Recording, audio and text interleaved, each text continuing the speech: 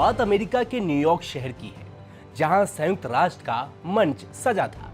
दुनिया की नजरें दो देशों पर टिकी थी। एक तरफ से भारत के शशि थरूर, जिनकी अंग्रेजी और तर्क सुनकर बड़े बड़े डिप्लोमेट्स पानी मांगने लगते हैं, और दूसरी तरफ पाकिस्तान के बिलावल भुट्टो, भुट्टो खानदान का चश्मे चिराग, जो ग्लोबल स्टेज पर अपनी चमक दिखाने आए थे। मसला था ऑपरेशन सिंदूर और पहलगाम आतंकी हमले का, जिसके बाद भारत और पाकिस्तान अपने अपने पक्ष को दुनिया के सामने रखने की जुगत में थे। इस खास पल के लिए भारत ने शशि थरूर को ऑल पार्टी डेलीगेशन का लीडर बनाया, तो पाकिस्तान ने बिलावल भुट्टो को चुना। लेकिन सवाल यह है कि आखिर इन दोनों नेताओं को अमेरिका के लिए क्यों चुना गया। इसके साथ जानते हैं कि दोनों नेताओं की पढ़ाई, सियासी कद और विद्वता के बारे में, और सोशल मीडिया पर इन दोनों को लेकर जनता का रुख क्या कहता है। नमस्कार, मैं हूं अंकित मिश्रा और आप देख रहे हैं स्टेट में हिंदी। शशि थरूर को भारत ने क्यों चुना? शशि थरूर 69 साल के हैं, लेकिन दिमाग और स्टाइल में आज भी फुल ऑन फायर हैं। भारत ने उन्हें ऑपरेशन सिंदूर के बाद दुनिया को भारत का पक्ष बताने के लिए चुना, क्योंकि वो कूटनीति के बेताज बादशाह हैं। अनुभव की बात करें तो थरूर का संयुक्त राष्ट्र में 29 साल का अनुभव है, और साल 2006 में यूएन महासचिव की रेस में भारत का वो चेहरा थे। और थरूर ने 23 से 26 किताबें लिखी हुई हैं। थरूर का रुतबा ग्लोबल स्टेज पर मौजूद है। न्यूयॉर्क में थरूर ने ऑपरेशन सिंदूर को जायज ठहराते हुए कहा कि पाकिस्तान आतंकवाद का अड्डा है, भारत हर आतंकी को नेस्तनाबूद करने के लिए तैयार है। उनकी स्पीच में तथ्य, तर्क और कूलनेस थी। उन्होंने पहलगाम हमले को पाकिस्तान प्रायोजित आतंकवाद से जोड़ा और भारत की जीरो टॉलरेंस पॉलिसी को मजबूती से रखा। भारत ने थरूर को इसलिए चुना था क्योंकि वो ग्लोबल मंच पर भारत की बात को सॉलिड तरीके से, बिना ड्रामे के, बिना लाग लपेट के दुनिया के सामने रख सकते हैं, जो उन्होंने बखूबी तरीके से कर निभाया है। पाकिस्तान ने बिलावल भुट्टो को क्यों चुना? 36 साल के बिलावल भुट्टो जरदारी पाकिस्तान पीपल्स पार्टी के चेयरमैन हैं। पाकिस्तान ने उन्हें क्यों चुना, इसका साधारण सा जवाब है उनका सरनेम। भुट्टो खानदान का नाम पाकिस्तान में सियासत का ट्रम्प कार्ड है।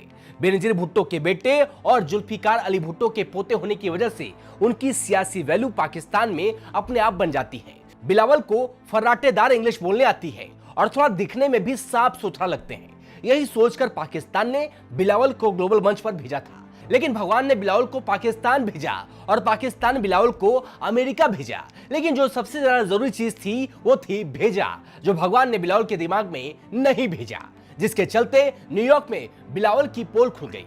प्रेस कॉन्फ्रेंस में उन्होंने कहा कि भारत सरकार पहलगाम हमले के बाद मुसलमानों को टारगेट कर रही है। तभी एक विदेशी पत्रकार ने पलटवार करते हुए कहा कि ऑपरेशन सिंदूर की ब्रीफिंग में मुस्लिम महिला अधिकारी कर्नल सोफिया कुरैशी ने लीड किया था, तो आपका दावा कैसे सही है?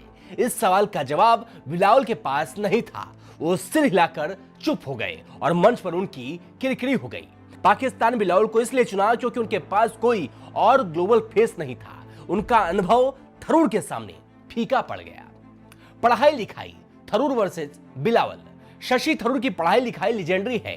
दिल्ली के सेंट स्टीफेंस कॉलेज से इकोनॉमिक्स, फिर अमेरिका के फ्लेचर स्कूल से मास्टर्स और पीएचडी, वो भी सिर्फ 22 साल की उम्र में। उनकी किताबें जैसे पैक्स इंडिका और वाई आई एम हिंदू दुनिया भर में मशहूर हैं। वहीं बिलावल ने ऑक्सफोर्ड से हिस्ट्री में बैचलर की डिग्री ली है। अच्छी पढ़ाई है, लेकिन थरूर के अकादमिक और डिप्लोमेटिक रिकॉर्ड के सामने वो हल्के पड़ जाते हैं। थरूर की विद्वता उनकी स्पीच और लेखन में चमकती है, जबकि बिलावल की पढ़ाई उनकी बयानबाजी में कम ही नजर आती है। बिलावल की बयानबाजी सुनकर लगता है कि विदेश से पढ़ाई करने के बाद भी बिलावल गंवार हैं, जबकि उनसे अच्छे तो हमारे देश का प्राइमरी में पढ़ा हुआ बच्चा होता है, जो अपनी बातों को ढंग से रखना जानता है। राजनीतिक कद, अनुभव बनाम विरासत। थरूर 2009 से तिरुवनंतपुरम से सांसद हैं, 4 बार लोकसभा चुनाव जीत चुके हैं। इसके अलावा थरूर यूपीए सरकार में विदेश राज्य मंत्री रहे हैं। उनकी खासियत है कि वो अपनी पार्टी लाइन से हटकर भी बोलने की हिम्मत रखते हैं। साल 2022 में कांग्रेस अध्यक्ष पद के लिए मल्लिकार्जुन खड़गे के खिलाफ उन्होंने चुनाव लड़ा था, जो इसका जीता जागता सबूत है। उनकी सियासी समझ और ग्लोबल डिप्लोमेसी उन्हें भारत का सुपरस्टार बनाती है। वहीं बिलावल साल 2018 में पहली बार सांसद बने थे और साल 2024 में दोबारा सांसद बने हैं, और साल 2022 से लेकर साल 2024 तक पाकिस्तान के विदेश मंत्री रह चुके हैं। लेकिन उनकी सियासत उनकी मां और नाना की विरासत पर टिकी है। न्यूयॉर्क में उनकी बयानबाजी ने दिखाया कि वो अभी भी कच्चे खिलाड़ी हैं। विद्वता, तर्क बनाम बयानबाजी। थरूर की विद्वता उनकी किताबों, स्पीच और डिबेट्स में झलकती है। वो तथ्यों और ह्यूमर के साथ बात रखते हैं। न्यूयॉर्क में उनकी कूटनीति ने भारत का सिर ऊंचा किया। बिलावल की बयानबाजी में गहराई की कमी दिखती है। उनका मुसलमानों वाला बयान तथ्यों से खाली था और एक पत्रकार के सवाल ने उनकी हवा टाइट कर दी। थरूर तर्कों से जीतते हैं। बिलावल की आक्रामक बयानबाजी हमेशा फ्लॉप हो जाती है और पाकिस्तान की थू थू होने लगती है। सोशल मीडिया पर कौन भारी है? एक्स पर थरूर के 84 लाख फॉलोअर्स हैं। उनके इंग्लिश, ह्यूमर और सुलझे हुए जवाबों की वजह से लोग उन्हें बॉस मानते हैं। ऑपरेशन सिंदूर के बाद उनकी तारीफ बीजेपी वालों ने भी की। थरूर की फैन फॉलोइंग जबरदस्त है, तो वहीं बिलावल के 51 लाख से ज्यादा फॉलोअर्स हैं, लेकिन उनकी इमेज मिक्स्ड है। न्यूयॉर्क की घटना के बाद एक्स पर लोग उन्हें बिल्लो रानी कहकर ट्रोल कर रहे हैं। पाकिस्तान में कुछ लोग उन्हें यूथ आइकन मानते हैं, लेकिन उनकी बयानबाजी की वजह से उनका मजाक भी उड़ता है। थरूर की सोशल मीडिया प्रेजेंस बिलावल पर बेहद भारी है।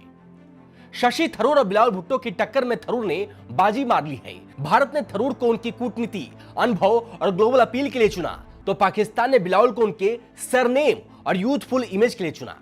लेकिन न्यूयॉर्क में बिलावल का बयान फ्लॉप हो गया और थरूर ने तथ्यों से दुनिया को लपेटे में ले लिया। यह जंग थी अनुभव और तर्क की, जिसमें थरूर ने बिलावल को चारों खाने चित कर दिया और बिलावल बन गए बिल्लो रानी।